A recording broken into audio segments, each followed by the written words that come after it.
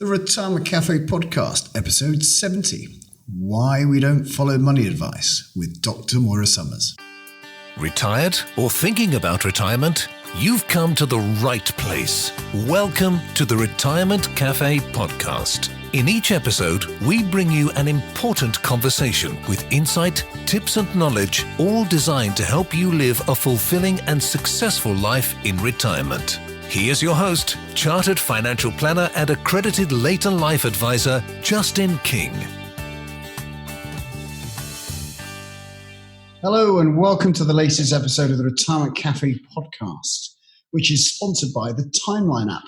Timeline is a retirement income planning software that helps financial planners like me bring your retirement journey to life and answer your big retirement income questions. Now, have you ever sought financial advice? And if so, did you act on the advice given? If you didn't follow the advice you received, you're not alone. Too often, the advice is sound, well, hopefully it is, and you're eager, but for some reason, nothing happens. Neuropsychologist and financial change expert Dr. Moira Somers recognized this pattern in her work and was concerned about the well-being of her clients and the lost opportunities. So she's decided to investigate further. Dr. Somers has published a book called Advice That Sticks, which examines the 5 factors that determine whether someone will follow through with financial advice, and is here to discuss her findings today. Thank you for joining me, Maura. Thank you for having me.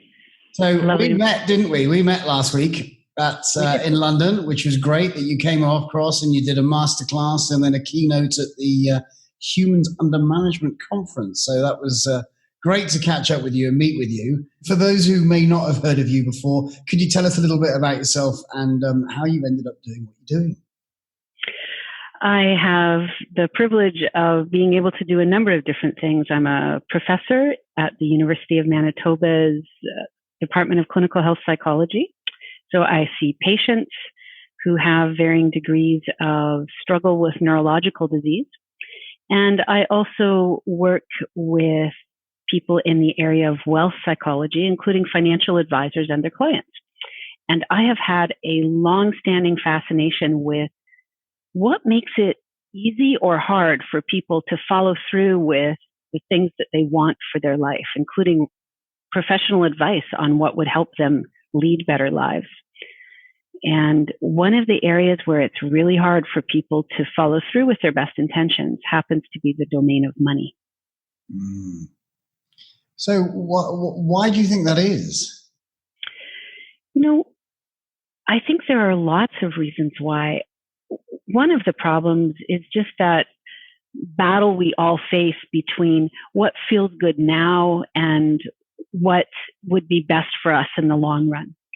And the human brain just seems to have this hardwiring for let's go for now, shall we? And anything that requires delay of gratification and putting off a certain pleasure or reward now for, especially when the trade-off is for something uncertain in the long term, that seems to be a hard thing for us to, I don't know whether it's trust or overcome, but it's definitely there. It's there in the domain of healthcare, and it's certainly there in the domain of money. Now, I meet people, obviously around money, talk about money quite a lot. And one of the comments I hear from people is, I'm no good with money. I'm rubbish with money. It disappears so quickly. And of course, I think, sometimes when people keep telling themselves that story, then the inevitable happens. Yeah, I sat beside somebody on a plane the other day who was going absolutely crazy because there was a delay because of ice. And he was just losing his mind. He was cursing out the pilots and the airline, and, soon it generalized to the world and his fate in life. And then he stopped at one point and said, I just don't have any patience. And what it struck me at that moment was how sometimes we have these fixed beliefs that we're born with a set amount of something, whether that's patience or financial know-how, and that's just the way we are. Whereas what the reality is that we can pretty much change anything we set our mind to. So one of those 5 factors that emerges quite strongly from the research about whether or not people will follow advice is indeed their sense of self-efficacy. In other words, their belief that they can do something to affect the kind of change they want to see. If you start out by saying, I can't do this, I'm rubbish at it, then chances are it just creates a kind of self-fulfilling prophecy where you continually look for confirmatory evidence that indeed you are rotten with money, and that'll guide your behavior in some very interesting ways. And do you think we learn some of these kind of belief systems in childhood? Oh, the money messages are certainly there and picked up at a pre-verbal level, and often that then means that it's quite unconscious, that our beliefs about money are kind of driving the bus without our awareness of it. And often it just takes a couple of conversations with a spouse or a friend or a financial advisor to begin to surface what have been under the surface beliefs. Absolutely.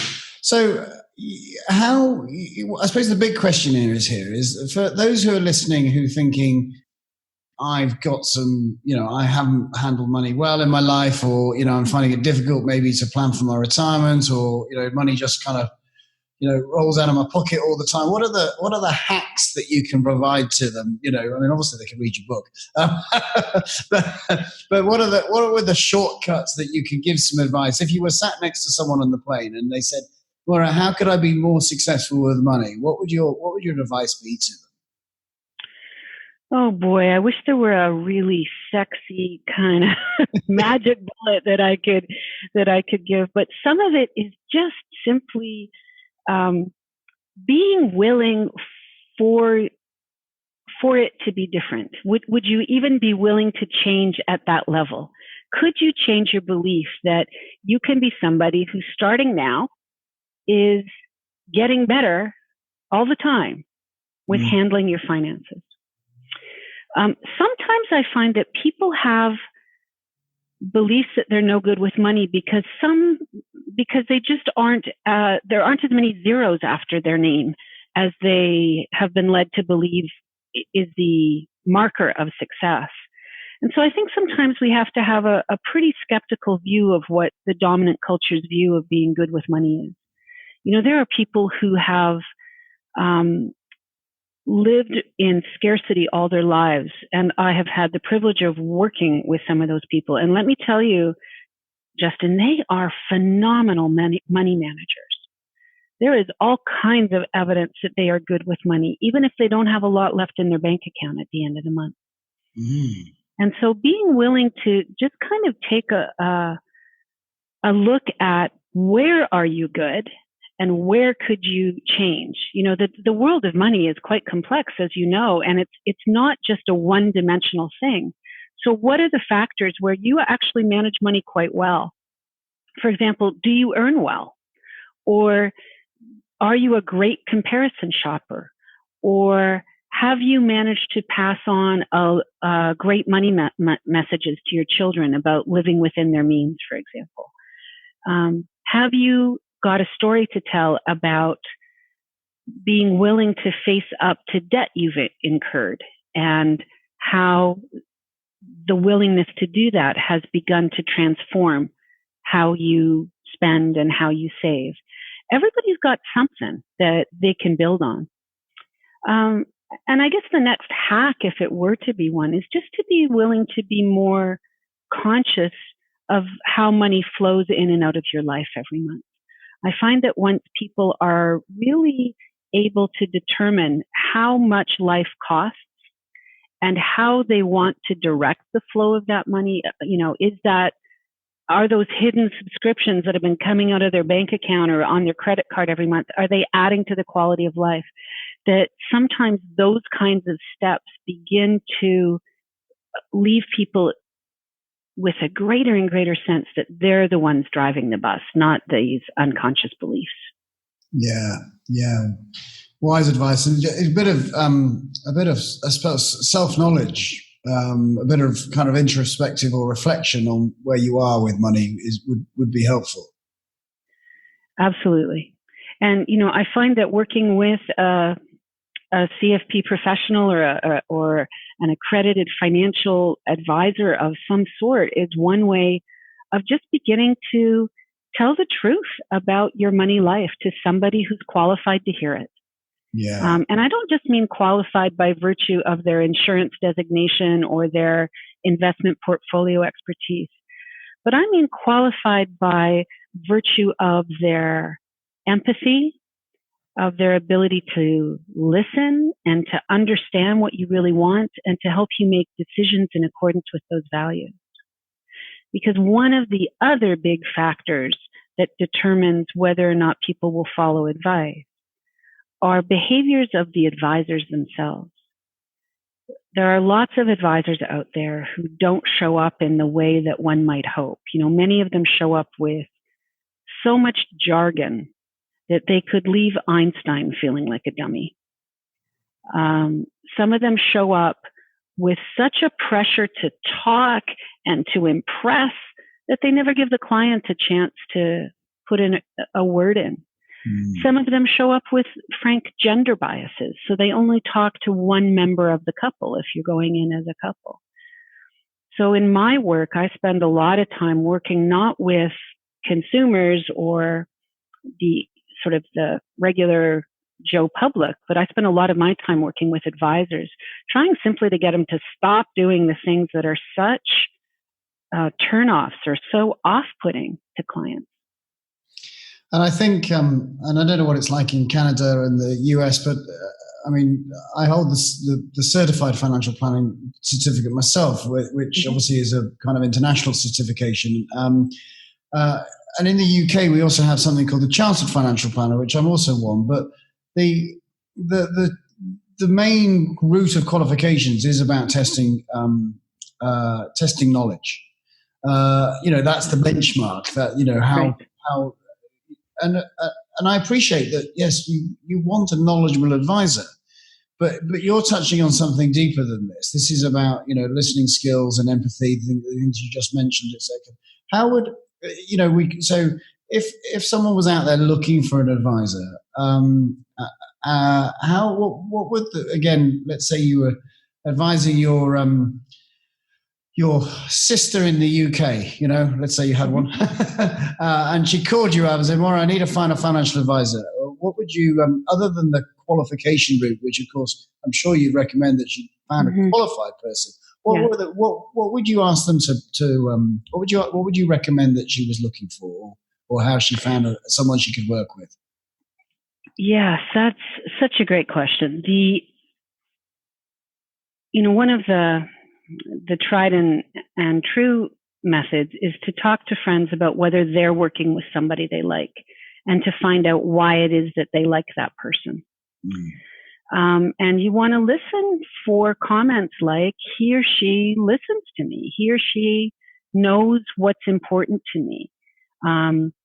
One time when I was struggling with X, one time when I was struggling with anxiety over what Brexit was going to do to my retirement, or one time when I was struggling over whether I should stay living in a smaller place in the city with no commute versus, making a decision about moving out to the countryside with a longer commute but a lovelier home. That person helped me to make that decision. He or she really takes the time to know. So I think that kind of personal recommendation can go a long way, especially if you're similar to the person whom you're asking. Yeah. Then I think you really do need to have that combination of paying attention to heart and head. And one of the biggest ones is, how much time does this person spend talking during the initial interview versus listening? It's not that you're looking for a therapist. You're just looking for somebody who is skilled enough and humble enough to understand that what you want as a client is equally, has a great deal to contribute to the kinds of investments that you're going to make, to the kinds of decisions that you're going to be making together. And it really is a co-creation in that regard. So if you are picking up any signs of arrogance, any signs of judgment, any signs of attempts to use baffle gab to bamboozle you, then walk with your feet, vote with your feet, and get out of there and find somebody else. Sure. What do you usually recommend, Justin? Do you have ways of helping people tune into whether somebody's good for them or not? Other than the benchmarks, I do like, obviously I've taken a number of qualifications because I believed they were going to be useful to me. And once I'd achieved the certified planning certified ticket and the chartered ticket, I was then looking for the emotional side, the kind of life planning skills. And as you know, that I studied with George Kinder a lot in the Kinder Institute to understand how we can help coach people, I suppose, what is it that they want to achieve, and with some support and some guidance around money and support and guidance around what their dreams are, that you can create a fantastic client outcome. I suppose that I spent a long time over the last 10 years, I suppose, really trying to understand the psychology around all this money issues, and meeting people like yourself and studying with you and lots of other people. So anyone who's gone down that path is studied hard to get the right qualifications, and then also invested in themselves to try and understand more about how they can really help the human being in front of them, and not just knowing one tax product over another. One of the things that's really interested me, Maura, is I know that you're a senior faculty member at the Financial Transition Institute, and of course, probably the biggest transition people make is this move into retirement. What's your experience around that? Well, this is one of those ways in which it becomes increasingly important to pay attention to how you feel with your advisor. Because, if you're just having a once a year meeting with the guy to talk about how your portfolio has been doing, or to update her on any changes that you might have been making in your life, if that's all you're requiring an advisor to do, that's one thing. But the fact is that when we really need our advisors are those days when the feathers hit the fan. When we're going through big life transitions and we don't necessarily know what we want or whether we're going to get there or not, sometimes those events can be welcome events and anticipated events, retirement being one of those events that often is both welcome and anticipated. But you're also looking at possibly meeting with this person when there's been a death in the family. Or when there's a serious illness that's got some financial implications. And so having a sense of being understood and of being valued, and that this person has the ability to work with you at the just right speed for you, that's really important. And if you don't pay attention to that during the relatively calm and stable times in your life, you're going to be faced with having to make a change during some of the unstable times of your life. So I think it really is important to pay attention to relationship on top of credentialing. Retirement is, you can never tell about whether an event is positive or negative without actually asking somebody how they feel about it. So for some people, retirement is something they've longed for and are just rubbing their hands in anticipation of. My husband is in that position right now. And for other people, self included, it's something that it holds no interest for me at all. So finding out, what are your listeners? feeling and experiencing? What have been the surprises for them? And what do they wish they'd known ahead of time? Or what are they hoping that they can know before they get there? Those would be the kinds of questions I'd be interested in asking them and hearing from them. Yeah, and of course, there's many more transitions, as you say. Once you are retired, I mean, you may transition into voluntary work. You may have some more paid work. You often will. At some point, if you're a couple, there will be a death of a partner. It's inevitable. There will be a decline in health. I mean, there's a whole heap of stuff going on, isn't there? There is. And some of those transitions, as I said, they may be welcomed or they may not be welcomed. But what tends to happen in retirement is that they kind of pile up on one another, and that's one of the particular and peculiar challenges of aging. Is that sometimes just when you think you found your feet, another wave comes and knocks you off them again. So I think that one of the key things that we need to develop as we age is a kind of emotional agility. And that requires that we really build our resilience in ways that are both physical and cognitive and I guess beyond just those two domains, even emotional and social and relational. That age and retirement, as we get out of the normal routines, it can have a tendency to kind of shrink the circle around us. Life can become much smaller without you even necessarily being aware of it at the time. Mm-hmm. And as a health problem hits, the circle tightens a little bit more. And if you move to a community where you don't know too many people, it tightens all that more. And so we really have to kind of kick at the boundaries of that circle to make sure that we are not participating in our own decline. As a neuropsychologist, that's something that I'm constantly on the lookout for in my patients. Are they doing the things that are setting them up for healthy aging, or are they kind of submitting to a life that's getting smaller and smaller without their permission? Yeah. And how do you encourage them to take action if you see that happening? I think there's a combination of things. We need to be looking for activities that challenge us. And sometimes as you get older, you're just kind of less impatient with being a beginner about something. You're kind of used to being cock of the walk and to having skills.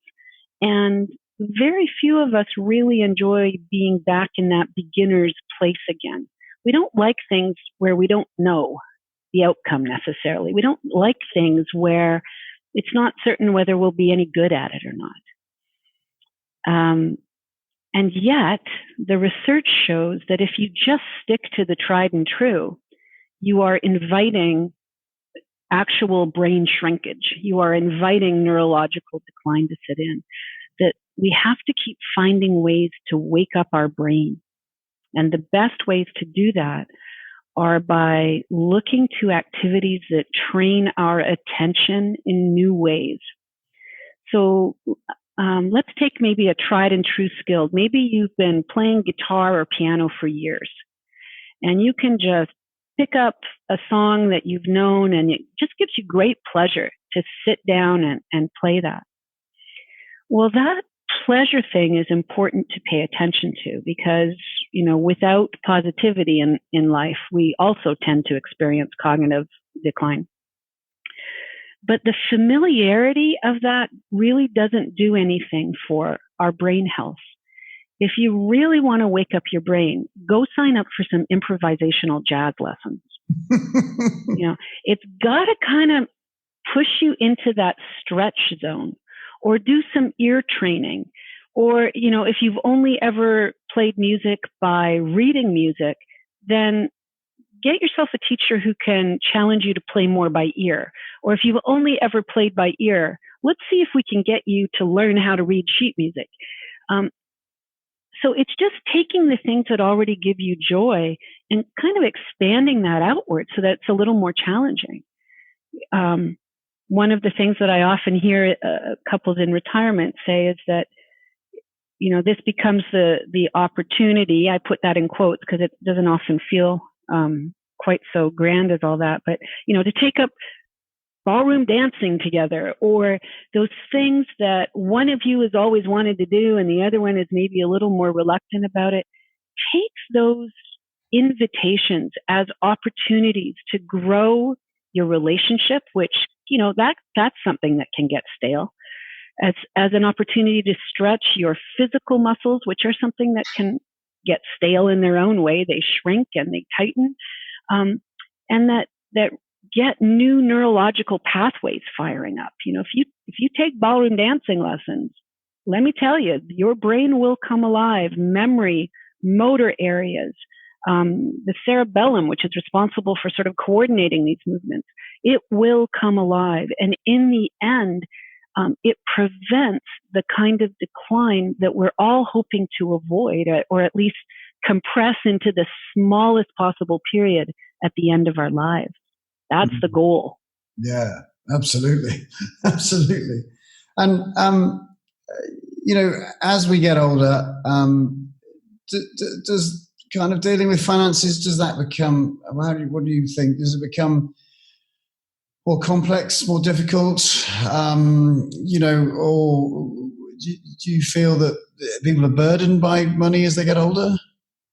I think there's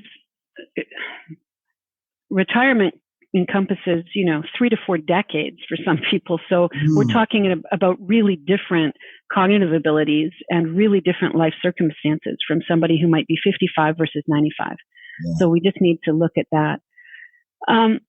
So for today's totally depressing statistic, I will share with you the results of a Harvard Business Review study, which says that financial competency tends to peak at around age 53 and then goes down from there. But what they were looking at there is an ability to calculate interest rates or to know, it was almost like financial literacy. Right. But that's just an average, and we participate in our own decline, as I just mentioned to you. So you can choose not to participate in that decline by staying actively involved in your own finances, by staying aware. At some point, it's a really good idea to pay attention to how aging affects us all, memory being one of them. So if you can automate your bill payments rather than relying on yourself to be cued to pay stuff, then you should do that. Another really healthy thing to do as you age is to consider who it is that you would like to invite to help you with your financial management. We know that elderly people are more likely to be victims of fraud and the unscrupulous kind of expertise in unscrupulousness seems to be growing all the time, and creativity in that domain. So the way that people can get sucked in is really quite extraordinary. And so just having a commitment from someone that you know and trust to meet with you on occasion, to sit down and say, so let's take a look at the bank accounts, or let's take a look at the investment accounts and see where they're going. That's a really important way to safeguard your own financial well-being in retirement. Yeah. Wise advice. Thank you so much for joining me today, Moira, all the way from Canada. It's been absolutely fascinating chatting to you. Where could people find out more about you and the great work that you do? My website is moneymindandmeaning.com, and I would be delighted to connect with people through that if they would like to learn more. I also have the book, which is more for an advisor audience than a general public, but it's called Advice That Sticks. Brilliant. And I know people can find you on Twitter as well. So what we will do, we'll put all the information about Dr. Moira Somers, her book, and the work she does on the show notes at our website, retirementcafe.co.uk. and all the useful links we mentioned. If you enjoyed this episode, please do leave a review on iTunes by searching for the Retirement Cafe podcast and subscribe so you'll never miss an episode. Once again, thank you to our sponsors, the Timeline app, where we'll put information about that wonderful software that financial planners can use. And once again, thank you, Dr. Moira Somers. Thank you. Take good care. Thank you for listening to the Retirement Cafe podcast with Justin King. To find out more, you can find us online at theretirementcafe.co.uk.